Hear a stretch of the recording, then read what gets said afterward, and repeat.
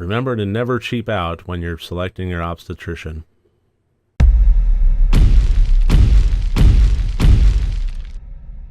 Hello and welcome to RotD Review of the Day, and today I'm taking a look at the 2018 movie that was just released, Cynthia.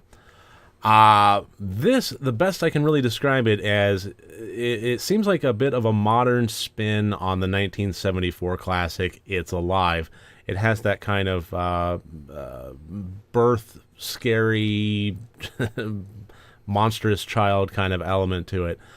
This movie was, right out of the gate, very self-aware and very cheesy. It was purposefully so.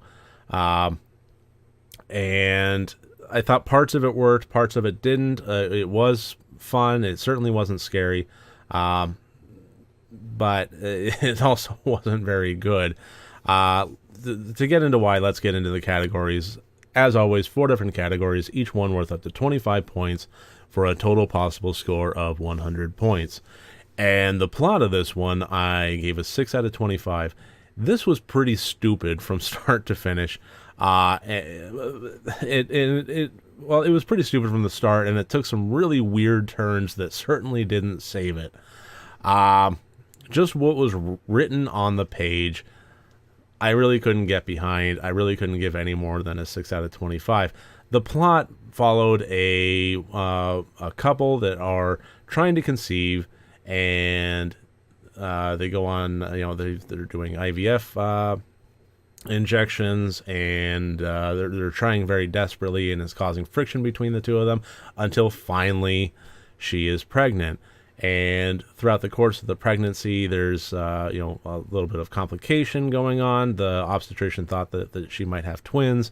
Turns out one of them was just a benign cyst. They ran a biopsy with a really interesting dream sequence that she went through during the culture, or taking the culture there. And they basically decide that they're going to keep the cyst in there until it's time for the baby to be born. And then they'll do a cesarean section and remove it at that point, and that way they're not risking the baby's. I mean, if it's benign, it's benign. They're not going to risk the baby's health removing it early.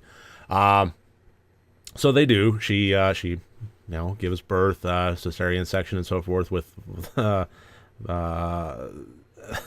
They remove the cyst and take it to the lab to be cultured. It's about yay big, and it winds up murdering and killing people. And that's pretty much it. And then it goes on from there. So yeah, you're talking about a killer malformed. I mean, they even mentioned in there that I've cut open cysts before, and happen to have hair and teeth in it. Well, in this particular case, it has hair and teeth and appendages and is willing to kill. I mean, what can you say about what's there and where this journey wound up taking characters? I don't know. It just didn't work for me on any kind of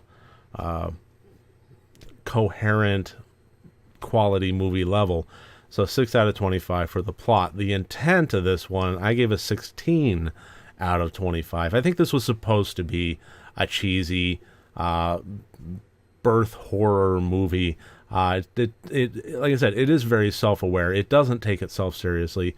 And they managed to snag and shoehorn in characters played by Sid Haig and Bill Moseley, who were, I'm going to admit, were probably the main reasons that I selected this movie to watch, and were about the only good parts of it. Sid Haig has a bigger role than Bill Moseley, but both were actually very entertaining. So 16 out of 25. It knew what it was supposed to, knew what it wanted to be, and it was. It absolutely was cheesy. It was supposed to be cheesy. It was self-aware, and it was. It pulled off the cringe factor well. The acting, I gave an 8 out of 25. Overall, just pretty bad. The main characters of the husband and wife, it just didn't work for me. She was very. I know that she was supposed to be grating and obnoxious, and she was. And the direction that they took the husband's character in was very kind of, I don't know, it was peculiar. And the situations that the characters found themselves in throughout the movie I think required a broad range of emotions. You had a lot of disappointment, overjoyousness, fear. Obviously, fear. It's a horror movie. Just dread and panic. Being overtired with having given birth and a month later and so forth. It was a broad range to work with, and it seems like everybody pretty much hit a singular note throughout. So, not a whole lot to really work with there. I will say that the best parts as far as acting goes and why it got even an 8 out of 25 was because of Sid Haig and Bill Moseley. That's not just me being a fanboy. They were just genuinely enjoyable when they were on screen. They dominated the scenes that they were in. The technical, I gave a 15 out of 25.